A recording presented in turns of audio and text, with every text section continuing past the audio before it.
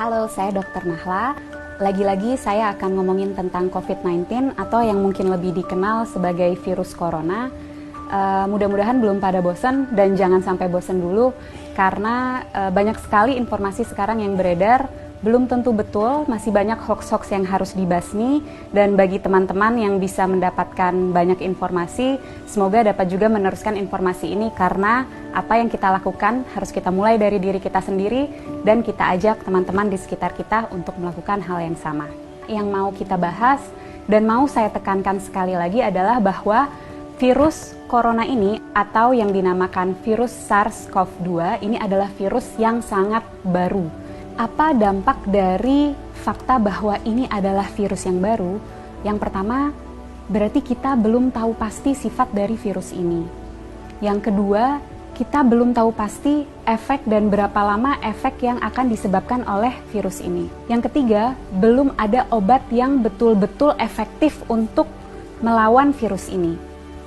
Yang keempat, belum ada vaksin yang bisa mencegah seseorang untuk tidak terinfeksi virus ini.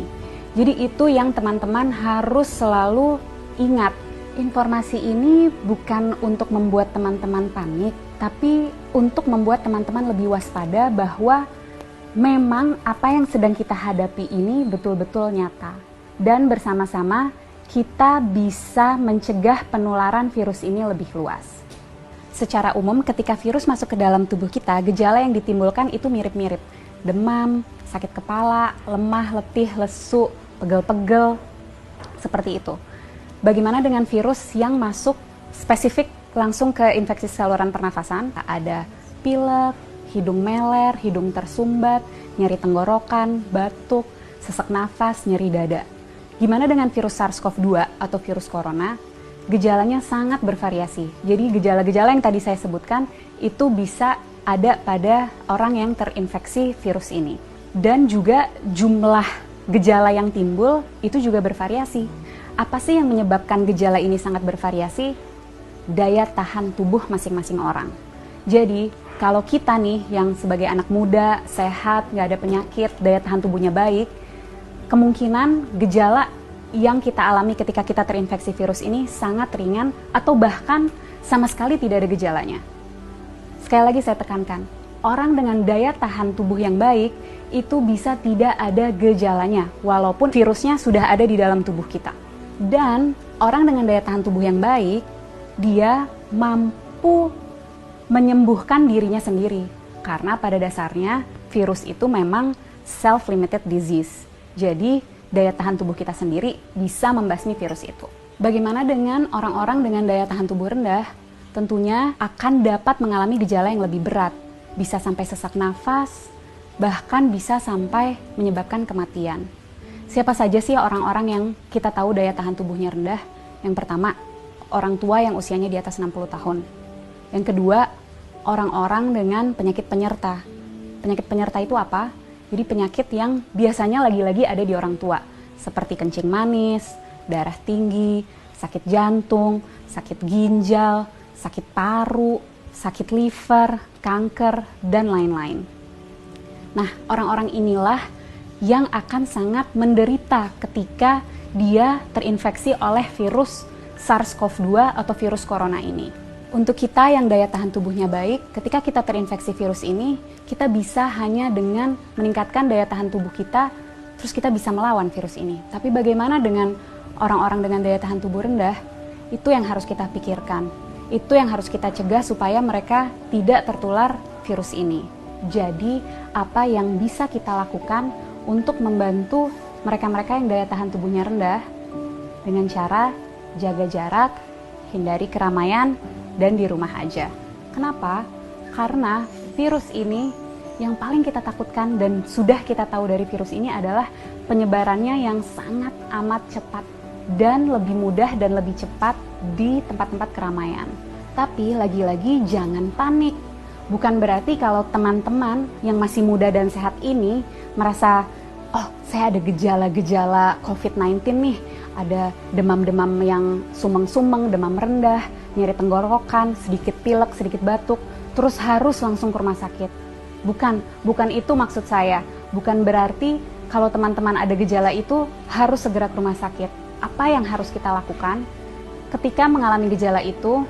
Lagi-lagi di rumah aja, tingkatin daya tahan tubuh dari rumah. Dengan cara apa? Istirahat yang cukup, tidur malam yang cukup, 7-9 jam, makan makanan bergizi, minum air yang banyak, kalau bisa lakukan olahraga atau aktivitas ringan di rumah. Kenapa untuk kita yang muda dan sehat ketika mengalami gejala-gejala penyakit COVID-19 lebih baik di rumah aja dan nggak perlu ke rumah sakit? Karena kita mau memastikan bahwa rumah sakit itu tetap tersedia untuk mereka yang betul-betul membutuhkan. Orang tua, orang dengan daya tahan tubuh yang rendah, dan orang-orang muda yang mengalami gejala berat seperti sesak nafas. Mereka itulah yang harus segera ke rumah sakit. Jadi kita pastikan rumah sakit memang untuk mereka yang membutuhkan. Kalau kita bisa di rumah aja. Bagaimana dengan kita yang tidak ada gejala? Sebaiknya tetap jaga jarak, hindari keramaian, dan di rumah aja. Kenapa? Karena seperti yang tadi sudah sempat saya jelaskan, orang dengan daya tahan tubuh baik bisa jadi tidak menimbulkan gejala apapun. Jadi kalau dari luar dia terlihat sehat, belum tentu tidak ada virus itu di dalam tubuhnya. Dan orang-orang tanpa gejala ini tetap bisa menularkan ke orang lain. Melalui apa? Misalnya, kita lagi ngobrol-ngobrol sambil makan, dia tersedak, batuk, virusnya banyak di situ. Atau lagi di mobil bareng, AC-nya kenceng banget, kedinginan, dia bersin, virusnya ada di situ. Penting untuk kita jaga jarak. Jaga jarak 1 meter untuk memastikan droplet yang keluar melalui batuk ataupun bersin tidak terkena pada kita. Penting sekali untuk kita untuk selalu cuci tangan dengan cara yang benar dan sering-sering untuk memastikan jika secara tidak sengaja kita menyentuh droplet itu, kita bisa membersihkannya. Dan yang juga penting, jangan menyentuh wajah dengan tangan kita yang belum bersih. Kenapa? Karena virus akan lebih cepat menyebar, lebih cepat masuk melalui mukosa mata, hidung, dan mulut. Penting untuk kita menghindari keramaian untuk memutus rantai penularan ini. Penting untuk kita di rumah aja supaya kita bisa terus meningkatkan daya tahan tubuh kita untuk dapat melawan virus ini. Bagaimana untuk kita yang tidak bisa di rumah aja, terpaksa harus bekerja di luar atau harus pergi keluar, tetap usahakan untuk menjaga jarak. Jaga jarak 1 meter dan usahakan sebisa mungkin menghindari keramaian. Jangan lupa untuk selalu menjaga kebersihan dengan mencuci tangan yang bersih. Kalau tidak bisa menemukan air dan sabun, kita bisa menggunakan sanitizer. Para peneliti, dokter-dokter, farmasis, tenaga medis, dan semua sedang berusaha mati-matian untuk mencari obat dan vaksin dari virus ini. Mari kita berperan membantu mereka dengan cara jangan panik tapi tetap waspada. Kita jaga jarak, hindari keramaian, dan di rumah aja. Nggak perlu ke rumah sakit kalau gejalanya ringan. Pastikan rumah sakit tersedia untuk mereka yang membutuhkan, orang-orang tua, orang dengan daya tahan tubuh rendah, dan orang-orang dengan gejala yang berat seperti sesak napas. Yuk teman-teman, kita bareng-bareng lawan virus SARS-CoV-2 ini. Dan untuk teman-teman medis, tetap semangat.